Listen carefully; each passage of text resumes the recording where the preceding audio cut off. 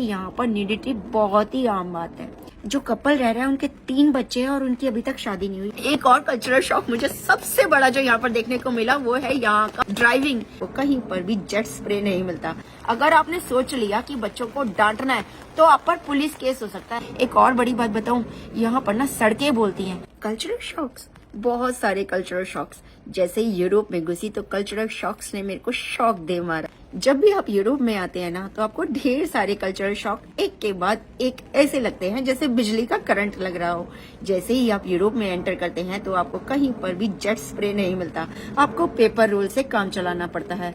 ये लोग इतने एडवांस हो गए, इतने आगे बढ़ गए, लेकिन जेट स्प्रे तक क्यों नहीं पहुंचे मेरी अभी तक समझ में नहीं आ रहा। बारिश हो रही है, यहाँ पर मौसम का कोई भरोसा नहीं।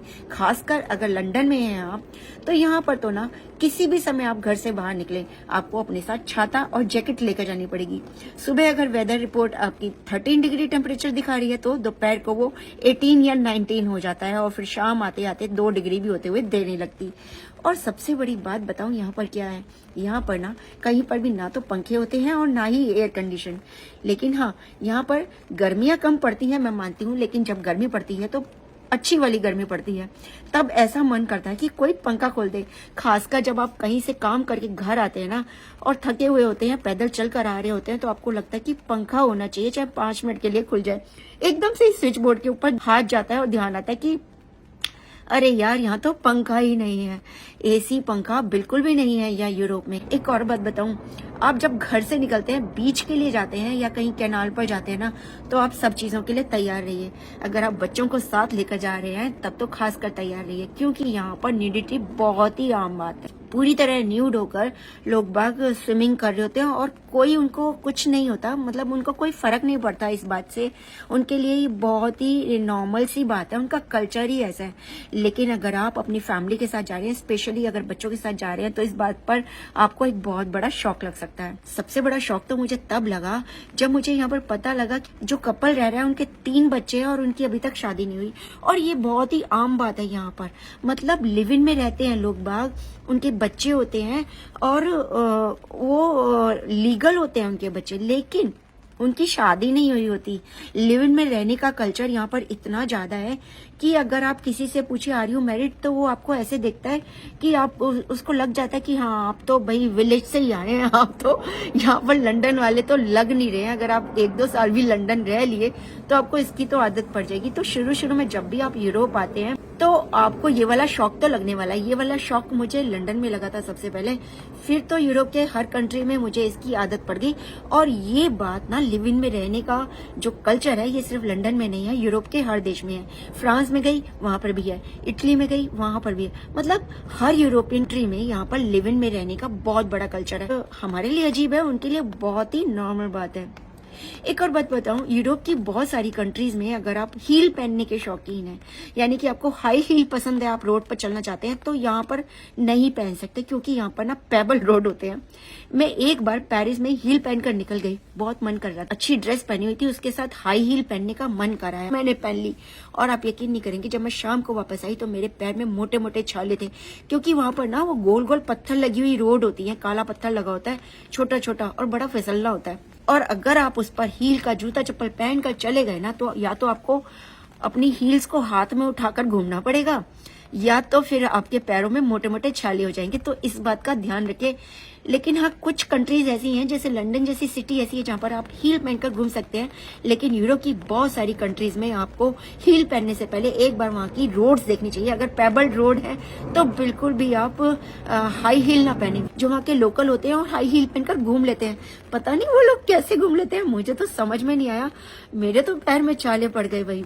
लेकिन हो सकता है उन लोगों को आदत पड़ गई हो। लेकिन आप अगर ये कोशिश कीजिएगा तो अपने साथ स्लीपर जरूर रखिएगा अपने बैग में, या फिर हाथ में उठाकर घूम लीजिएगा, क्योंकि इनकी रोड इतनी ज्यादा साफ सुथरी होती है, कोई फर्क नहीं पड़ता अगर आप नंगे पैर भी घूमे तो उसमें भी आपको एक मजा ही आने वाला है, क्योंकि गर्मी तो होती ही नहीं है, रोड पर पैर जलने का तो मतलब ही नहीं है। यूरोप की हर कंट्री में तो नहीं, लेकिन हाँ बहुत सारी कंट्री में आपको पीने का पानी खरीदना पड़ता है। बहुत ही अजीब लगा था मुझे जब मैं इंडिया से आई थी, क्योंकि हमारे यहाँ तो पानी की छबील लगाई जाती है और यहाँ पर पानी की एक 300 ml की बोतल खरीदने के लिए आपको 350 रुपए देने पड़ते हैं। तो मेरी तो सोचकर ही जान निकल गई। यहीं पर ही बात खत्म नहीं हुई, मुझे लगा मुझे वॉशरूम चाहिए और मैं वॉशरूम गई तो वहां पर भी मुझे 3 फ्रैंक देने पड़े। तो फ्रांस में तो खास कर अगर आपको वॉशरूम यूज करना है तो आपको 2 से 3 फ्रैंक देने ही पड़ेंगे और आपकी जेब से 200-300 रुपए की ऐसी तैसी हो जानी है। यानी कि आप पीने के लिए पहले पानी खरीदेंगे 300 रुपए का, उसके बाद आप टॉयलेट जाने के लिए 300 रुपए खर्च करेंगे। बस यहाँ तो आपकी वाट लग जानी है। शुरू शुरू में मेरे साथ ऐसा ही हुआ, फिर मेरे को लगा कि नहीं, पानी घर से लेकर चलो, पानी की बोतल साथ में लेकर चलो और थोड़ा थोड़ा करके पानी पियो, जैसे वहाँ के लोकल लोग पीते हैं। एक घुट पानी पीते हैं, मुंह में रख लेते हैं, थोड़ी देर तक मुंह सूखता नहीं है, ज्यादा प्यास नहीं लगती और उसको धीरे धीरे निगलते हैं, इसलिए वॉशरूम जाने की भी जरूरत नहीं पड़ती, पानी भी कम लगता है और वहां पर इतनी गर्मी होती नहीं है तो ज्यादा प्यास नहीं लगती। तो पानी पीने से पहले 100 बार सोचे। ये बहुत बड़ी बात लगी मुझे यहाँ पर आने के लिए। लंदन में कई जगहों पर वॉशरूम फ्री है। अगर आप म्यूजियम्स वगैरह में जाते हैं या फिर ऑफिसेज में जाते हैं, मैकडोनल्ड्स वगैरह में जाते हैं तो फ्री है, या फिर और किसी कैफे में जाएं तो वहां से कुछ थोड़ा बहुत सामान ले लेते हैं तो आप वहां का वॉशरूम यूज कर सकते हैं। और पानी के भी जगह जगह टैप्स लगे हुए हैं, जगह जगह तो नहीं कह सकती लेकिन हाँ कुछ जगहों पर टैप्स लगे हुए हैं जहां पर से आप पानी पी सकते हैं। तो कुछ कंट्रीज में इस चीज की सहूलियत है और कुछ कंट्रीज में इस चीज की सहूलियत नहीं है। हाँ, यहाँ पर आप कुछ भी पहनकर, हाँ कुछ भी पहनकर या कुछ भी ना पहनकर भी रोड पर जा सकते हैं। बहुत सारी कंट्री में तो मैंने ऐसे लोग भी देखे हैं जो बिल्कुल भी कुछ भी पहने बिना भी बाहर निकलने से पहले कुछ ना सोचेंगे। ऐसा होता है। और इनरवेयर्स पहनकर तो मैंने बहुत सारी लड़कियों को बाहर निकलकर घूमते हुए देखा है। यहाँ तक कि अगर वो वॉक के लिए जाती हैं शाम को तो एक छोटी सी ब्रालेट या नीचे शॉर्ट्स, क्या एक छोटा सा अंडरवेयर टाइप होता है और वो वॉक करने के लिए या रनिंग करने के लिए निकल जाती हैं। तो और शाम का समय, शाम भी इन कंट्रीज में ना शाम भी रात के 10 बजे तक होती है, क्योंकि सूरज ही नहीं छिपता है। रात के 10 बजे तक चांदना रहता है, दिन निकला रहता है। जैसे हमारे यहाँ शाम के 5 बजे तक रहता है ना, ऐसे यहाँ पर शाम के 10 बजे तक रहता है। तो रात को कोई भी डर नहीं है। अकेली लड़कियां मजे से रनिंग करने के लिए निकल जाती हैं, क्योंकि ऑफिस से आती हैं 7-8 बजे, उसके बाद वो कुछ चाय वगैरह लेती हैं और उसके बाद रनिंग करने के लिए निकल जाती हैं। क्योंकि ना यहाँ पर लोग अपनी हेल्थ के लिए बहुत ज्यादा कॉन्शियस हैं। ये नहीं कि सुबह 6 बजे से रात के 8 बजे तक ऑफिस है तो एक्सक्यूज है कि भैया हमें तो टाइम नहीं मिलता, ऐसा कुछ नहीं है। यहाँ पर मैंने देखा 80 साल की आंटीज भी ना अपनी हेल्थ के लिए बहुत ज्यादा कॉन्शियस है। सिर्फ हेल्थ के लिए नहीं, वो फैशन के लिए भी बहुत ज्यादा कॉन्शियस है। मैचिंग ईयर रिंग्स होंगी। फ्रांस में, पेरिस में खासकर आईलाइनर तक यूज करते हुए देखा है। मतलब बिना आईलाइनर के कोई 13 साल की लड़की घर से बाहर नहीं निकलती है। तो लॉलिटा बोलते हैं वहां पर लड़कियों को, इस तरह उनका मतलब फन वे होता है बात करने का। और यहाँ पर तो अगर हम जरा सा भी मेकअप कर लेते हैं इंडिया में तो कहेंगे अरे यार लड़की को तेरी पड़ लग गए, अब तो इसकी शादी कर दे, ब्याह रचा दे इसका, नहीं तो उड़ जाएगी, तेरे हाथों से निकल जाएगी। और यहाँ पर तो फैशन की हद है। चाहे 80 साल की आंटी हो, चाहे 8 साल की लड़की, बिना फैशन रह ही नहीं सकती। मैंने ना जब मैं प्लेन से लंदन से पेरिस जा रही थी तो मेरे आगे वाली सीट पर एक छोटी सी बच्ची बैठी हुई थी, 6 साल की, 7 साल की होगी मुश्किल से। वो उसके साथ उसके पापा थे और वो लगातार अपने मोबाइल में जो वीडियो देख रही थी ना, वो सारे ब्यूटी की थी, कैसे मेकअप करना चाहिए। और लड़की बार बार वही वीडियो देखी जा रही थी। बारिश तेज हो गई है, आपको शायद बारिश की आवाज भी आ रही होगी, लेकिन आपसे बात करते हुए ना मुझे बड़ा मजा आ रहा है। वो लड़की ना लगातार वीडियोस देखी जा रही थी। तो फैशन का यहाँ पर ना बहुत क्रेज है, छोटे छोटे बच्चों में भी। आप उनको देखेंगे वो हेयर स्टाइल ऐसा बनाएंगे कि हम नहीं बना सकते। वो फैशन इतना बढ़िया करते, हर चीज ना अपने मुताबिक करते हैं। एक और बड़ा कल्चरल शॉक मैं आपको बताऊं, यहाँ पर ना आप छोटे बच्चों को भी डांट नहीं सकते, मारना तो बहुत दूर की बात है। हमें याद है अगर हम जिद करते थे ना अपनी मम्मी के साथ कहीं बाजार जाते थे और हम कहते थे हमें ये दिला दो, तो 1-2 बार तो मम्मी समझाती थी, उसके बाद एक पड़ता था जोर से तमाचा। तो यहाँ तो ना बच्चों को डांट भी नहीं सकते। अगर आपने सोच लिया कि बच्चों को डांटना है तो आप पर पुलिस केस हो सकता है, बच्चे फौरन रिपोर्ट कर देंगे। तो आपको समझाना पड़ेगा, चाहे आपको 10 मिनट लगे, चाहे 15 मिनट लगे, चाहे आप रोड पर हो, चाहे आप किसी के घर में आए हो, चाहे आप पार्टी में हो। अगर बच्चा आपसे कुछ पूछता है, जिद करता है और आपको लगता है कि उसे ये नहीं बताना चाहिए, उसकी समझ में नहीं आएगा, उसके लिए सही नहीं है, कुछ भी हो जाए, आप उसको डांट नहीं सकते, मारना तो बहुत दूर की बात है। तो ये बहुत बड़ा कल्चरल शॉक है यहाँ पर। यहाँ पर ना घर से निकलने से पहले आप अपने बटुए में पैसे नहीं रखते। यहाँ पर हर जगह कार्ड चल जाते हैं, यानी कि ई मनी चल जाती है। तो आपको ये वरी नहीं करनी पड़ती, अरे यार मेरी जेब में छुट्टे तो है नहीं और मुझे बस में जाना है या मुझे टमाटर लाने हैं।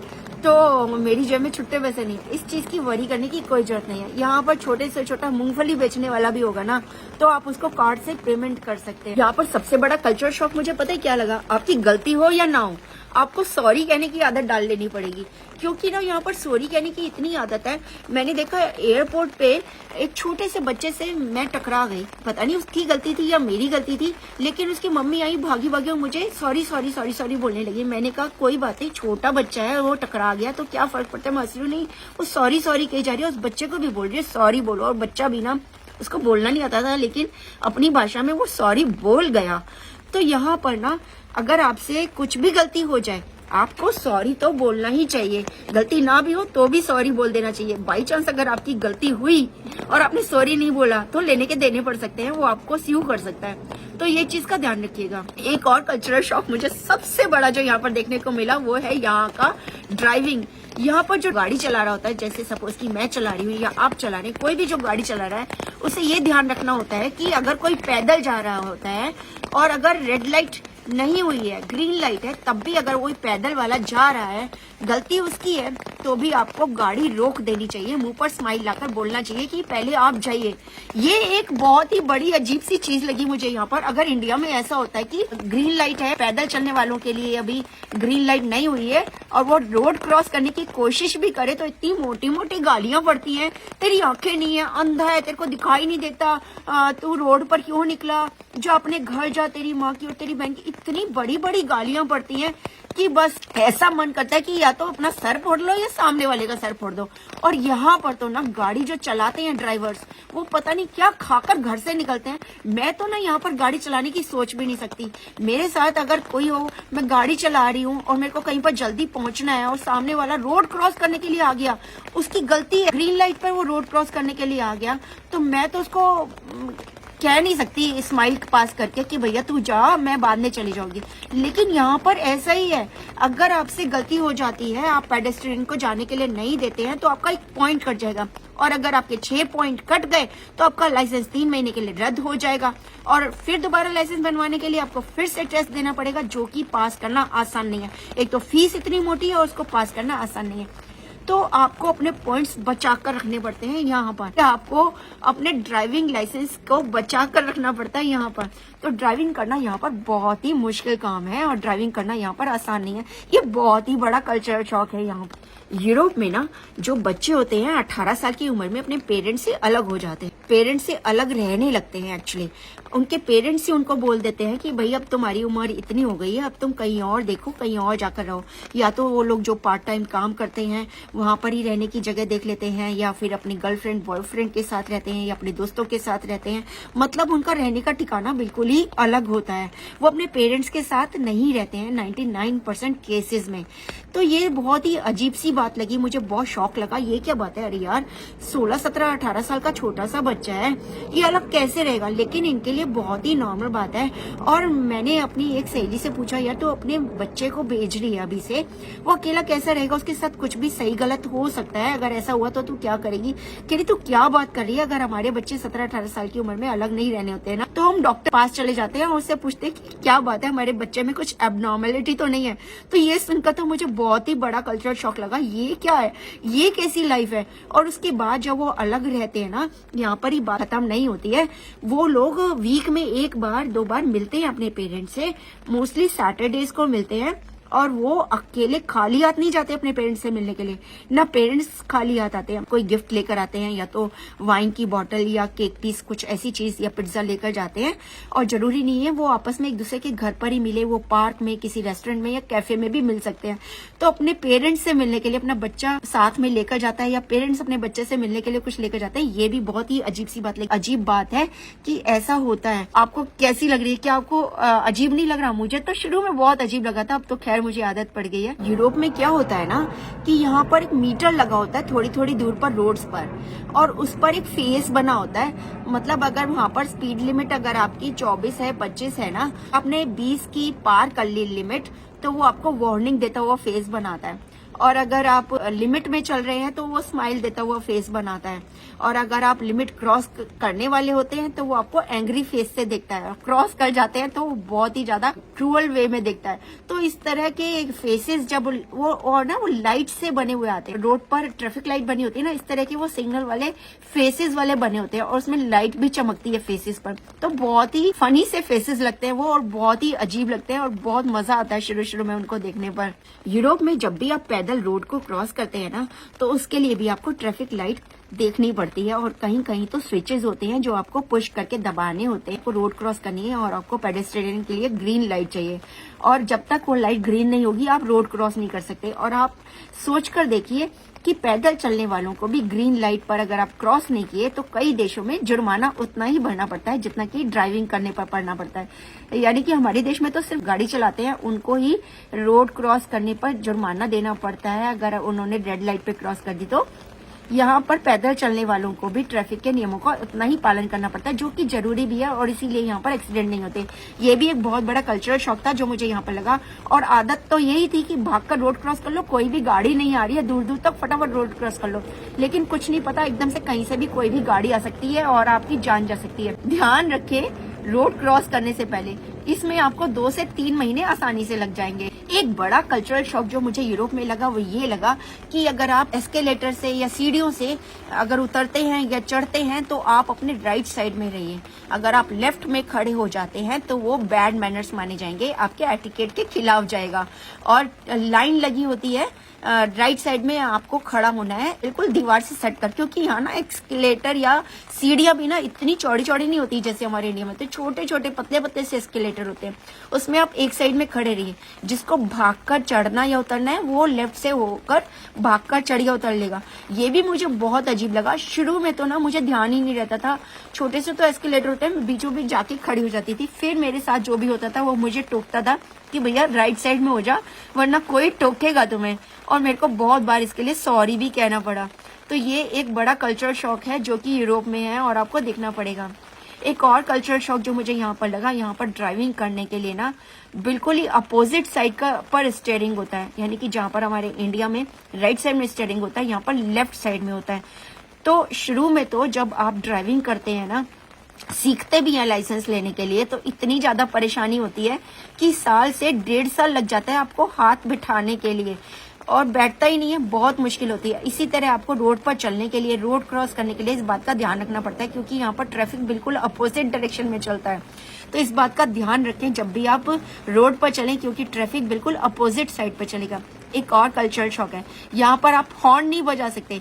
कोई भी गाड़ी अगर अपना हॉर्न बजा देगी उसको 1 लाख रुपए का जुर्माना है। तो हॉर्न तो बजा ही नहीं सकते, चाहे कुछ भी हो जाए।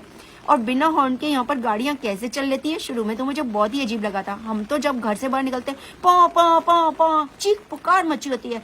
घर भी अगर आपका रोड साइड पर होता है ना तो हॉर्न की आवाजें सुनने की आदत हो जाती है। और यहाँ पर तो आपको ऐसा लगता है अरे यार इतना सन्नाटा क्यों है, रोड पर इतना सन्नाटा कैसे हो सकता है भाई, समझ में ही नहीं आता। लेकिन यहाँ पर रोड्स पर बहुत ज्यादा सन्नाटा होता है, इतना सन्नाटा कि अगर आप तेजी से बोल लिए तो आपकी आवाजें दूर तक जाएंगी, क्योंकि यहाँ पर हॉर्न नहीं बजाए जाते। पता नहीं यार बिना हॉर्न बजाए ये गाड़ी कैसे चला लेते हैं, चलाने में मजा कैसे आता है। मुझे तो बिल्कुल भी मजा नहीं आने वाला अगर मैं बिना हॉर्न बजाए गाड़ी चलाऊंगी, और इतने मजे के लिए मैं इतना मोटा फाइन तो देने से रही। तो इसलिए अच्छा यही है कि जब तक हो सके मैं ड्राइविंग यहाँ पर नहीं करूँ, जब तक गुजारा हो जाए मैं यहाँ पर ड्राइविंग बिल्कुल भी नहीं करूंगी। आप क्या कहते हैं, क्या मुझे ड्राइविंग करनी चाहिए? लाइसेंस लेने के बाद भी मैं नहीं सोचती कि मुझे यहाँ पर ड्राइविंग करनी चाहिए। एक और बड़ी बात बताऊं, यहाँ पर ना सड़कें बोलती हैं, सच बता रही हूँ मैं। यहाँ पर सड़कों पर लिखा रहता है राइट देखिए, लेफ्ट देखिए, यहाँ पर स्कूल है, यहाँ पर ये है, यहाँ पर वो है, ये सब कुछ ना सड़कों पर लिखा होता है, बड़ा बड़ा लिखा होता है, दूर से आप पढ़ लेंगे। हमारे यहाँ तो साइड में खंभों पर लिखा होता है, प्लेट लगी होती है कोई जिस पर की सारी चीजें लिखी होती है। यहाँ पर सड़कों पर ही बड़ा बड़ा लिखा होता है कि यहाँ पर से ऐसे आपको राइट देखना है, आपको लेफ्ट देखना है, आपको यहाँ मुड़ना है, ये सड़क का नाम ये है, या फिर इसके आगे स्कूल है या फिर इसके आगे ये। सब कुछ सड़कें ही बोलती हैं यहाँ पर। इंसान कम बोलते हैं, सड़कें बोलती हैं। अधिकतर इंसान तो बस भागते रहते हैं, क्योंकि ये जगहें ऐसी हैं कि बस हर कोई भागता है यहाँ पर, किसी के पास किसी के लिए समय नहीं है। जिंदगी सिर्फ भागती है यहाँ पर। तो ये भी बड़ा कल्चरल शॉक लगा मुझे यहाँ पर कि सड़कों पर सब कुछ लिखा होता है। यूरोप में ना बहुत सारी कंट्रीज ऐसी हैं जहाँ पर रात 11 बजे होती है। हमारे यहाँ तो दिन छिप जाता है 5, साढ़े 5, 6 बजे तक तो अंधेरा होने लगता है, लेकिन यहाँ पर 9, साढ़े 9, 10 बजे तक तो बिल्कुल रोशनी होती है। बिल्कुल ऐसा लगता है जैसे दोपहर हो रही है, शाम हो रही है। कोई कहे कि अभी तो डिनर का टाइम हो गया, तो मैं कहती हूँ अरे डिनर का टाइम हो गया, अभी तो देखो कितनी रोशनी हो रही है। कोई कहता है अरे बच्चों को सुलाने जा रही हूँ। मैं कहती बच्चों को सुलाने जा रहे हो अभी से? तो यहाँ पर ना दिन निकलता रहता है बहुत देर तक। तो ये भी एक कल्चरल शॉक लगा मुझे यहाँ पर। आपसे बात करते टाइम का पता ही नहीं लगा। वीडियो बहुत लंबी हो गई, बाकी की बातें दूसरे वीडियो में करेंगे। और हाँ, मेरे चैनल पर नए हैं, सब्सक्राइब नहीं किया है तो प्लीज जल्दी से सब्सक्राइब कर दीजिए। आपको यूरोप की बहुत सारी बातें जो बतानी है।